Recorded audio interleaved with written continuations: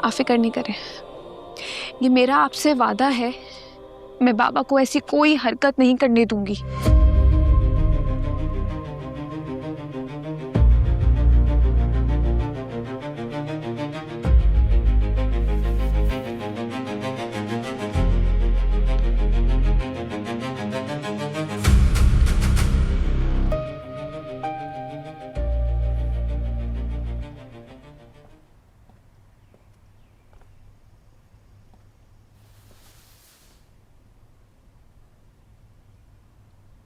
बादशाह यहाँ आया था, कहाँ गया?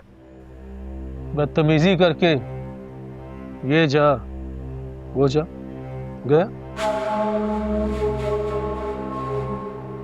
बदतमीजी? आपका बेटा इश्क में इतना पागल हो गया है, वो सब रिश्ते भूल गया। बड़ों की इज्जत उसे अपने पांव तले रोंगते हुए कोई हिचकिचाहट नहीं हो रही। उसे इतना भी एहसास नहीं कि अब मैं रिश्ते में उसका सुसर लगता हूँ।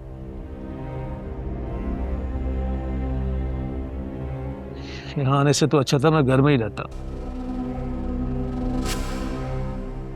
बेटी के मुंह पे आ ही गए हो तो थोड़ा सब्र भी कर लो। बेटी की वजह से तो ये सब कर रहा हूँ, सब्र भी, और हम तो अपने वादे पे कायम थे, पीछे तो नहीं हटे। करता निकाह उस लड़की से, अब वो बदकिस्मती से लड़की भाग गई, तो इसमें हमारा क्या कसूर?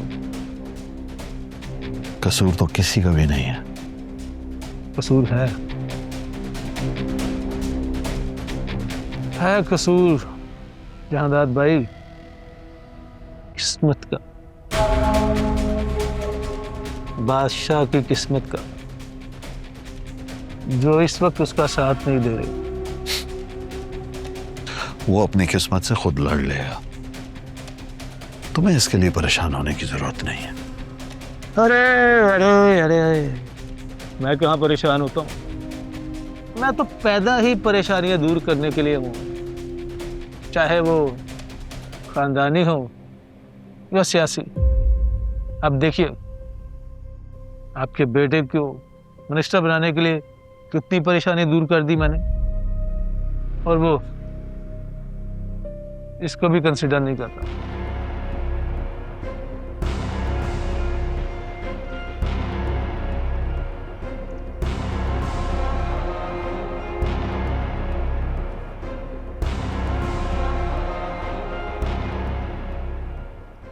तुम बैठो, मैं अभी आता हूं।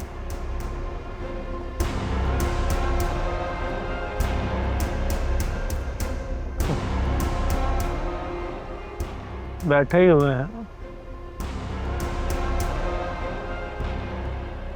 बैठ जाते।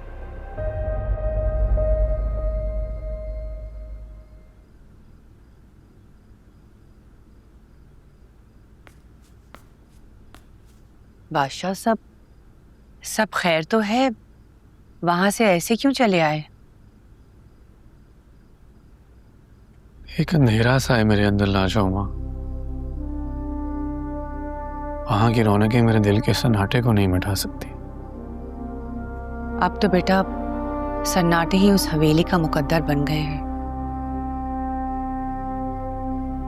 बस मेरी दुआ है कि तुम्हें अल्लाह उनसे महफूज रखे। जिससे पहली नजर में मोहब्बत हुई वो लड़की मुझे मिल तो गई,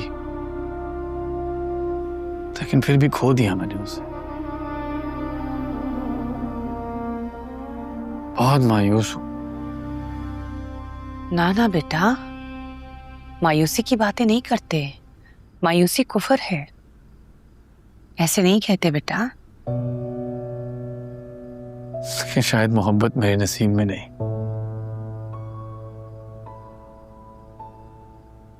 अगर उसको अंदाजा हो जाता ना लाजो अम्मा कि मैं उससे कितनी मोहब्बत करता हूं, तो वो मुझे कभी छोड़ के ना जाते, हमेशा मेरे पास रहते, हमेशा मेरे पास ही रहते। ना ना बेटा, दावा नहीं करते। दावा करना तो सिर्फ अल्लाह को ज़ेब देता है। हमारी जिंदगी में जो कुछ भी चल रहा है वो तो बस किस्मत का खेल है। कल क्या होगा ये तो सिर्फ रब को पता है। बेटा तुझसे मेरी एक इल्तिजा है।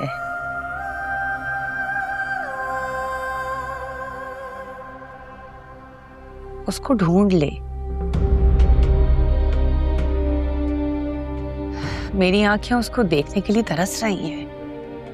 हाथ तो ना जोड़ो मेरे आगे लाजो। मैं पूरी कोशिश कर रहा हूं ढूंढने की।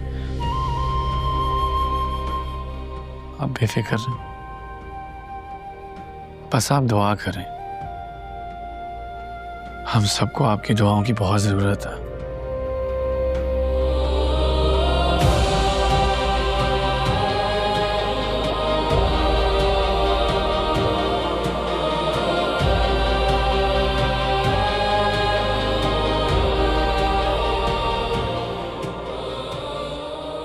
और कितना वक्त लगेगा?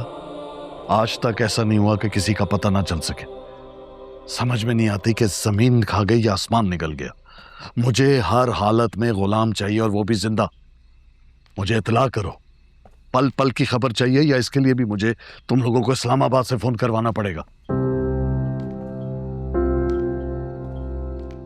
बाहर भाई कुर्बान अली अकेले बैठे हैं और आप यहाँ गुलाम के लिए परेशान हो रहे हैं। उस औलाद से कुछ ज्यादा ही हमदर्दी नहीं हो रही आपको? औलाद तो वो मेरी ही है, इसमें कोई दो राय नहीं है। राय तो मैं मांग भी नहीं रही हूँ, सिर्फ इतना ही कहा है कि घर में मेहमान आए हुए हैं, ना आपका पता है ना ही आपके बेटे का। पाशा कहाँ गए? तुम्हारे भाई ने उससे कुछ कहा है, जिसके बाद वो यहाँ से चला गया है। चाय का काम क्या होगा उस गुलाम की माँ के पास? वैसे मेरे भाई के साथ आपका रिश्ता सिर्फ मेरी वजह से नहीं है, अब वो आपका समधी भी लगता है। पाशा का सुसर इसी बात का लिहाज रखा करे। तो तुम्हारे भाई को भी ये समझना चाहिए कि तल्ख अल्फाज इस्तेमाल करने से पहले वो इस बात को जहन में रखे कि उसकी बेटी अब इस घर की बहू है, और बादशाह की बीवी भी। बादशाह आजकल जिस दौर से गुजर रहा है उसे तुम भी अच्छी तरह जानती हो, और मैं भी। पता नहीं हमारे ही खानदान में ये मोहब्बत का मसला क्यों?